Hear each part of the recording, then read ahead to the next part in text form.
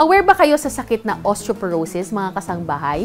Ang mga matatanda ay higit na pwedeng magkaroon ng osteoporosis kaysa mga bata kasi ang dami ng calcium sa loob ng mga buto ay bumababa habang tumatanda ang isang tao. Pero alam nyo ba na maaari din itong dumapo sa mga bata? Ito ay tinatawag na juvenile osteoporosis. Kaya naman ating pag-usapan kung ano nga ba ang juvenile osteoporosis at kung paano ba ito maiiwasan sa mga bata. So let's start our discussion now. Ang normal na buto ng tao ay patuloy na lumalaki, nagre-rebuild at nagre-repair ng kusa habang ang tao ay tumatanda.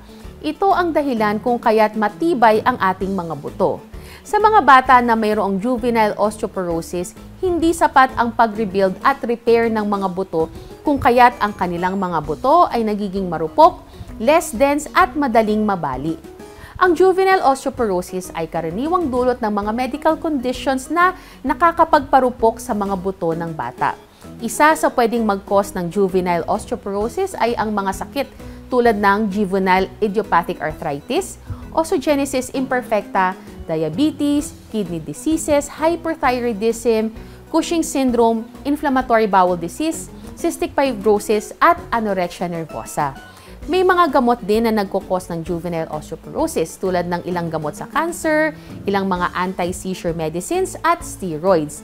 Ang mga bata na bedridden at yung mga hindi sapat ang vitamin D at calcium sa diet ay may mataas na risk din na magkaroon ng juvenile osteoporosis. Kung hindi nagamot ang juvenile osteoporosis, ang bata ay may risk na magkaroon ng osteoporosis later on in life at mga fractures hanggang sa kanyang paglaki. Ano nga bang mga simptomas ng juvenile osteoporosis?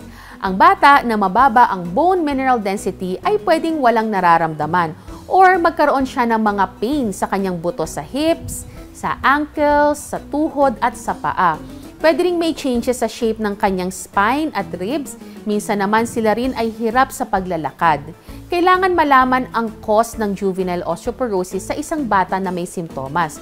Kung ito ay dahil sa isang sakit, dapat gamutin ang sakit na ito. Kung ito naman ay dulot sa isang gamot, ito ay dapat itigil or palitan ng inyong doktor.